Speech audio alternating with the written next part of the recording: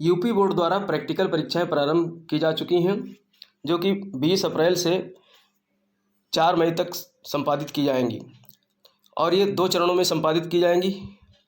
इसी के परिप्रेक्ष्य में मैं अर्थात राजेंद्र कुमार प्रजापति, प्रवक्ता भूगोल और फाउंडर ज्ञापम, आपके समक्ष भूगोल की प्रयोगात्मक परीक्षा से संबंधित एक मॉडल प्रश्न पत्र लेकर के प्रस्तुत हुआ हूँ।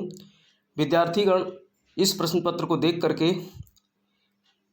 अपने उत्तरों को सहूलियत से हल कर सकते हैं। देखिए, भूगोल में आंतरिक मूल्यांकन और बाह्य मूल्यांकन दोनों होते हैं, जिसमें आंतरिक मूल्यांकन के अंतर्गत परीक्षक 15 नंबर मार्किंग करता है, जबकि बाह्य मूल्यांकन के अंतर्गत भी 15 नंबर के। तो बाह्य परीक्षक जो होता है, अर्थात जो बाहर से आने वाला परीक्षक होता है, वो 10 नंबर का आपका लिखित परीक्षा लेता है और 5 नंबर का मौखिक परीक्षा लेता है। तो 10 नंबर का लिखित परीक्षा, ये आपको 4 प्रश्न हल करके प्राप्त करने हैं। परीक्षक आपको 6 प्रश्न देगा, जिसमें से 4 प्रश्न हल करने रहते हैं और उन 4 प्रश्नों के जो अंक हैं 2.5 अंक के होते हैं। तो यहाँ पर हम आपको एक आदर्श अर्थात मॉडल प्रश्न पत्र प्रस्तुत कर रहे हैं। आप देख पाएंगे कि किस तरीके से हम प्रश्नों को हल करें। देखिए, यहाँ पर ये है प्रश्न पत्र पहला। इस प्रश्न पत्र में पहला प्रश्न है, आंकड़ों से क्या तात्पर्य है? प्राथमिक आंकड़े प्राप्त करने की विधियों पर संक्षिप्त प्रकाश डालिए। तो देखिए, आंकड़े के बारे में आपको थोड़ा सा समझ लेना है, जान लेना है कि आंकड़े क्या होते हैं। तो यहाँ पर आंकड़े क्या है, इससे आपको प्रश्न मौखिक भी पूछा जाता है। आंकड़े संख्यात्मक सूचना है, ठीक है। जैसे देश के विभिन्न भागों अर्थात नगरों के तापमान की सूचना को संख्या या अंक के रूप में प्रस्तुत करना, ये क्या है? आंकड़ा है। क्योंकि भूगोल के अध्ययन में रेखाचित्र व मानचित्रों का विशेष महत्व है, जिनका प्रदर्शन आंकड़ों की सहायता से ही संभव है। अतः भूगोल में आंकड़ों का अत्यंत महत्व है या आवश्यकता है इसकी। अब देखो, आप इसमें पहला प्रश्न होगा आंकड़ों का तात्पर्य, तो इससे नंबर मिल जाएंगे आपको। और दूसरा इसी में प्रश्न है, प्राथमिक आंकड़े प्राप्त करने की विधियों पर संक्षिप्त प्रकाश डालिए। तो आंकड़ों के स्रोत क्या हैं? तो आंकड़ों के 2 स्रोत हैं, प्राथमिक स्रोत और द्वितीयक स्रोत अर्थात गौण स्रोत। तो ये कह रहा है प्राथमिक जो आंकड़े प्राप्त करने के विधि हैं उस पर प्रकाश डालना है। तो प्राथमिक स्रोत क्या है होता है? जब किसी शोधकर्ता अर्थात संस्थान द्वारा स्वयं क्षेत्र में जाकर आंकड़े इकट्ठे किए जाते हैं, तो ऐसे आंकड़ों को प्राप्त करने का स्रोत क्या कहलाता है? प्राथमिक स्रोत। अब ये 4-5 प्रकार से होता है। जैसे व्यक्तिगत प्रेक्षण होता है, प्रेक्षक स्वयं व्यक्तिगत रूप से क्षेत्र में जाकर आंकड़े संकलित करता है।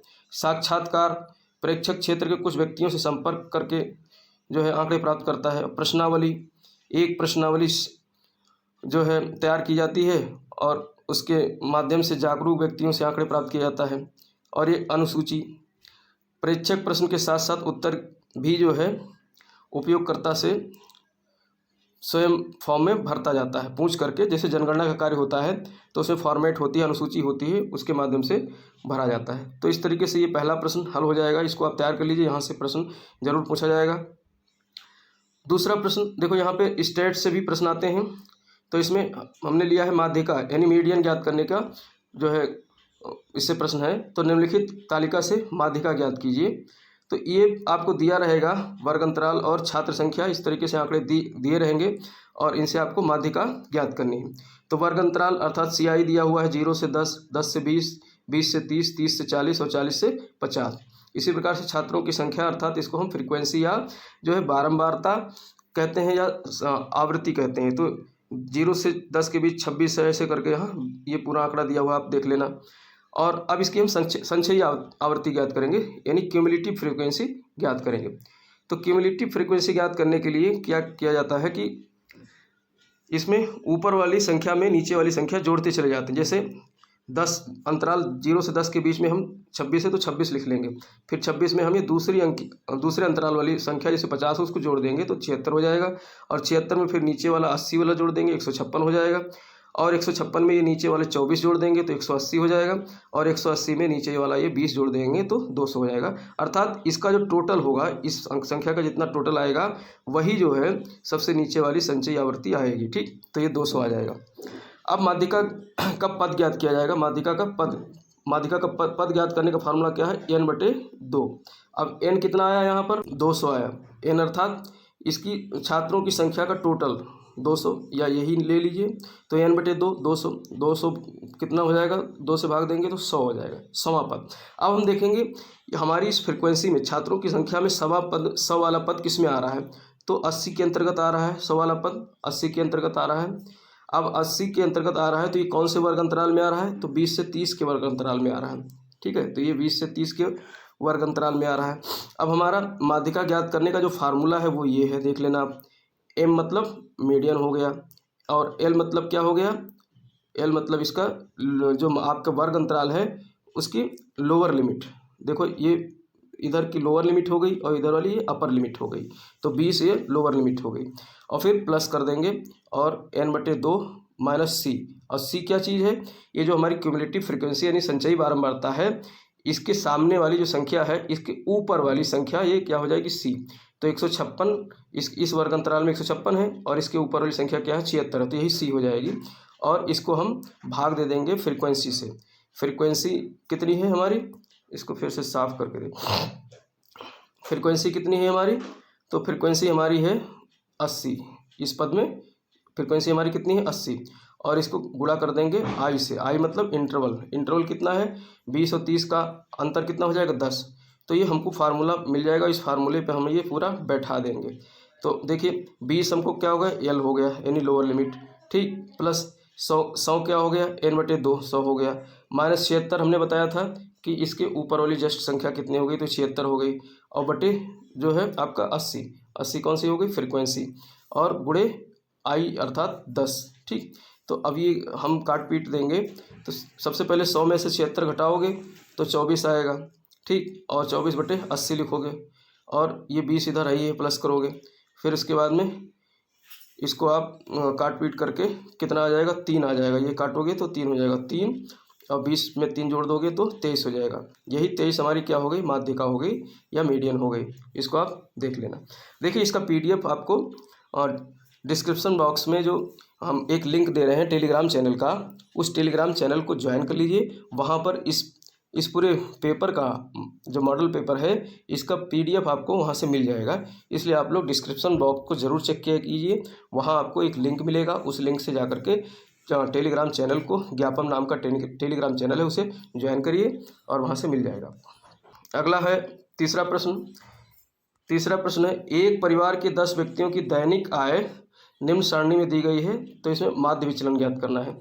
माध्य विचलन ज्ञात करना है। अब ये एक आंकड़ा दिया हुआ है, इस तरीके से सारणी दी हुई है, ये दिया रहेगा और इसका हमको माध्य विचलन ज्ञात करना है। तो इसमें 10 व्यक्ति दिए हुए व्यक्ति हैं, व्यक्तियों के नाम है ABCD से लेकर जे तक, और इनकी दैनिक आय इसको x में दर्शाया गया है। तो दैनिक आय दी गई है, जैसे ये व्यक्ति की दैनिक आय 125 रुपये है, इसी प्रकार से जे व्यक्ति की आय 126 रुपये है। तो ये दिया हुआ है। अब इसमें माध्य विचलन ज्ञात करना है। देखिए इतना आंकड़ा तो आपको दिया रहेगा, इतना आंकड़ा आपको दिया रहेगा, ठीक। ये आंकड़ा आपको दिया रहेगा और इसका आपको माध्य विचलन ज्ञात करने के लिए आप क्या निकालोगे, माध्य निकालोगे। माध्य अर्थात x बार, ये x बार निकालोगे। तो x बार निकालने के लिए फार्मूला क्या है, सिग्मा x/n, सिग्मा x/n माध्य यानी मीन निकालने के लिए, माध्य निकालने के लिए फार्मूला क्या है, सिग्मा x/n। और सिग्मा x क्या होगा, ये जितनी आंकड़ा जितना दिया हुआ है इसको जोड़ देंगे, इसको जोड़ देंगे और उसको n यानी नंबर कितने हैं, व्यक्ति कितने हैं, 10 हैं, उससे भाग दे देंगे। तो इसको जोड़ेंगे तो 1550 आ जाएगा और व्यक्ति कितने हैं, 10। तो 1550 को 10 से हम भाग दे देंगे तो यही हमारा क्या हो जाएगा, माध्य हो जाएगा, x बार हो जाएगा 155। अब ये 155 हमारा निकल आया। अब इस 155 जो हमारा माध्य निकल आया, इस माध्य को हम इसमें से घटाते जाएंगे। 125 माइनस 155 कितना हो जाएगा, 30 हो जाएगा। अब माध्य विचलन में यहाँ माइनस नहीं लिखते हैं, ठीक है, तो सीधे सीधे हम घटाते चले जाएंगे। तो 125 माइनस 155 30 हो जाएगा। माइनस नहीं लिखना है, माइनस को यहाँ पॉजिटिव मान लिया जाता है। इसी प्रकार से 135 माइनस 155 20 हो गया। इसी प्रकार से 160 माइनस 155 5 हो गया। 145 माइनस 155 10, 155 माइनस 155 0। तो इस तरीके से आप पूरा घटाते जाएंगे और ये हमको संख्या पूरी मिल जाएगी। अब इस संख्या को हम क्या कर लेंगे, टोटल कर लेंगे। ये पूरी संख्या 10 जो आई है x माइनस x बार की, इसको हम जोड़ लेंगे तो 150 हो जाएगा। ठीक, अब हमको ज्ञात करना है माध्य विचलन। माध्य विचलन को MD लिखते हैं, मीन डेविएशन लिखते हैं MD। अब मीन डेविएशन का फार्मूला क्या है, सिग्मा, ये क्या है, सिग्मा, इसको पढ़ते हैं sigma x minus x bar बटे n। अब इसमें जो sigma sigma x minus x bar क्या हो गया, ये वाला टोटल हो गया। ठीक, तो ये वाला टोटल कितना हो गया 150, और n क्या है, नंबर ऑफ कैंडिडेट्स या नंबर ऑफ पर्सन कितने हैं, 10 है, तो 10 से इसको भाग दे दोगे तो 150 भागे 10 बराबर कितना हो गया 15। तो 15 रुपये हमारे क्या आए, माध्य विचलन आया, यही उत्तर आ गया, माध्य विचलन 15 रुपये हमारे आ जाएंगे। अब हम चौथा प्रश्न ज्ञात करेंगे। देखो 4 ही प्रश्न करने रहते हैं, 6 प्रश्न दिए जाएंगे एग्जामिनर द्वारा और 4 ही प्रश्न आपको हल करने हैं। अब ये चौथा प्रश्न हम दंडारेख से लेकर आए हैं। यहाँ पर आरेख जैसे रेखा ग्राफ, दंडारेख या फिर बहुदंडारेख, बहुत प्रश्न ऐसे आते हैं। तो यहाँ पर हमने सरल प्रश्न लिया है दंडारेख। तो दंडारेख देने के लिए एक सारणी दी गई है, यहाँ पर ऐसे दी जाएगी। यहाँ पर फसल दिया हुआ है और इसका उत्पादन दिया हुआ है मिलियन टन में। तो कुल खाद्यान्न हो गया चावल, गेहूँ, मोटे अनाज, तिलहन, मक्का, दाल, और ये सब मिलियन टन में क्या है, आंकड़ा दिया हुआ, उत्पादन दिया हुआ है। अब इसको हमें बनाना है, इसका क्या बनाना है, दंडारेख। दंडारेख मतलब इस तरीके से एक दंड खींचते जाना, इसी को दंडारेख बोलते हैं। तो सबसे पहले हम एक पैमाना मानेंगे। यहाँ पर देखो मिनिमम नंबर 23 दिया है, मैक्सिमम नंबर 296 दिया है। तो और इनका ऐसा हम एक पैमाना मानेंगे कि जो है कम से कम अच्छी तरीके से हमारी कॉपी में, पेपर में ये बन जाए। तो यहाँ पर हमने पैमाना मान लिया है 1 सेंटीमीटर बराबर 25 मिलियन टन। 25 मिलियन टन अर्थात 25 का हमने अंतराल ले लिया, 25 का क्या ले लिया, अंतराल, और ये 1 सेंटीमीटर हमारी जो पटरी है, इस पटरी पर 1 सेंटीमीटर हमने कितना मान लिया, 25 मिलियन टन। तो ये पैमाना हमने मान लिया। अब हम इसको ड्रॉ करेंगे, कंस्ट्रक्ट करेंगे अपनी कॉपी में, जो है इस तरीके से। देखो अब इसको कंस्ट्रक्ट करेंगे। तो इसके लिए हमें क्या करना है, सबसे पहले एक दंड खींचेंगे इस तरीके से, और एक जो है इस तरीके से आधार खींचेंगे। नीचे आधार की तरफ लिखेंगे फसल, क्या लिखेंगे, फसल, और इधर लिखेंगे और दंड में उत्पादन मिलियन टन में। अब हमने पैमाना माना है 1 सेंटीमीटर बराबर 25 मिलियन टन। तो इसके ऊपर हम पटरी रखकर 1-1 सेंटीमीटर के अंतराल पे इस तरीके से ऐसे पॉइंट खींचते चले जाएंगे। ठीक, अब चूंकि 296 अंतिम है, तो 25-25 के अंतराल पे 25-25 दूना 50, फिर 75, फिर 100, फिर 125, फिर ये हो जाएगा 150, 175, 200, 225, 250, 275 और 296 तक ले जाना है, तो 300 तक हम इस तरीके से 1-1 सेंटीमीटर के अंतराल पे बना लेंगे। और इधर हम कुछ भी इस पैमाने पर हम कुछ भी दूरी ले सकते हैं, एक दूरी पे इस तरीके से एक दंड खींचते जाएंगे। अब कैसे खींचना है ये भी बता देता हूँ। तो दंड खींचने के लिए जैसे हमने सबसे छोटा, हमने या तो इधर से ऊपर से लो या नीचे से लो, कहीं से भी बना सकते हो। अगर इधर से लोगे ऊपर से तो 296 वाला, ये वाला बड़ा वाला दंड कहाँ आ जाएगा, शुरू में आ जाएगा। तो कैसे भी बना सकते हो, ये आपके ऊपर है। तो हमने यहाँ बनाया कैसे है, छोटे वाले दंड को लिया, दाल को लिया, जो कि 23 मिलियन टन है। तो यहाँ पर हमने जो है 25 और 0 के बीच में 23 देखा कहाँ आया, वहीं पर हमने एक दंड खींच दिया इस तरीके से। फिर दूसरा 29 हो गया, यानी 25 से ऊपर 50 और 25 के बीच में। तो इस तरीके से ऐसे करके हमने, जैसे चावल है तो चावल का 118 मिलियन टन है। अब 118 मिलियन टन कहाँ आएगा, 100 और 125 के बीच में। तो यहाँ पर हमने चावल का खींच दिया इस तरीके से। और कुल खाद्यान्न 296 है, तो 300 और 275 के बीच में इस तरीके से हमने एक दंड खींच दिया। तो ये हमारा क्या बन गया, दंडारेख। तो इस तरीके से दंडारेख बन जाएगा। तो ये चौथा प्रश्न हो गया। ऐसे ही 5वां प्रश्न हम हल करेंगे। 5वां प्रश्न हमारा, भूगोल विषय में आंकड़ों के प्रदर्शन की उपयोगिता पर प्रकाश डालिए। तो आंकड़ों की उपयोगिता, जो भूगोल विषय में आंकड़ों के प्रदर्शन की क्या उपयोगिता है, तो इस पर इसकी विशेषताएं बतानी है। तो यहाँ पर आप इसका PDF जो है, जैसा कि मैंने बताया, टेलीग्राम चैनल से ले लीजिएगा। टेलीग्राम चैनल आपको ज्ञापन नाम के टेलीग्राम चैनल को ज्वाइन करना है और वहाँ से मिल जाएगा। इसी प्रकार से 6वां प्रश्न है, इनमें से 6 में से कोई भी 4 प्रश्न हल करने हैं। तो लिखने वालों से सरल हमको लगता है कि आप जो है सांख्यिकी वाले प्रश्न हल करिए और आंकड़े प्रदर्शन वाले, तो ज़्यादा आसान रहेगा। अब 6वां प्रश्न है, आंकड़ा प्रक्रमण तथा मानचित्र में कंप्यूटर का अनुप्रयोग। अनुप्रयोग अर्थात इसको किस तरीके से प्रयोग किया जाता है आंकड़ों को कंप्यूटर के माध्यम से। तो ये क्या है, कच्चे आंकड़ों को व्यवस्थित करना आंकड़ों का क्या कहलाता है, प्रक्रमण कहलाता है, जबकि आंकड़ों का प्रदर्शन मानचित्रण कहलाता है।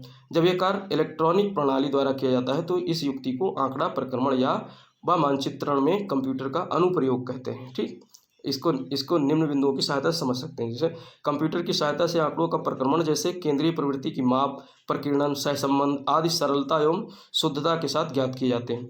नंबर 2 है माध्य को कंप्यूटर के एक्सेल सीट में इनपुट कर सरलता से किसी आंकड़े के औसत तक पहुंचा जाता है। कंप्यूटर द्वारा रेखा चित्रों व मानचित्रों का निर्माण करने के लिए रेखापुंज चित्रों को अंकों में परिवर्तित करके विविध रंगों की आभाओं द्वारा इसे प्रिंटर की सहायता से प्राप्त किया जाता है। तो ये इसकी कुछ जो है विशेषताएं हो गई, इसको समझाया गया है। तो इस तरीके से ये 6 प्रश्न मैंने दिए, इनमें से 4 प्रश्न हल करने हैं। ठीक, देखिए इस तरीके से मैंने ये प्रस्तुत किया है, इसलिए यहाँ पर मैंने लिख दिया है प्रस्तुतकर्ता राजेंद्र कुमार प्रजापति, प्रवक्ता doctor Karan Singh inter college रहलैयागढ़। तो ये जो है आपको इस तरीके से मिल जाएंगे प्रश्न, और इन्हें आप तैयार कर लीजिए। और अगर आपकी सकारात्मक प्रतिक्रिया रही तो 2-3 प्रश्न पत्र यानी आदर्श प्रश्न पत्र और बना देंगे, जिससे आपको सहूलियत रहेगी। और साक्षात्कार में पूछे जाने वाले प्रश्नों की भी एक सूची में तैयार कर दूंगा, अगर आप लोग डिमांड करेंगे, कमेंट बॉक्स में लिखेंगे तो। Thanks for watching. लेकिन इससे पहले अगर हमारे चैनल पर नए आए हैं तो सब्सक्राइब कर लीजिए, और वीडियो अगर पसंद आ रहा है तो लाइक कीजिए, दोस्तों को शेयर कीजिए। इसी के साथ धन्यवाद। जय हिंद, जय भारत।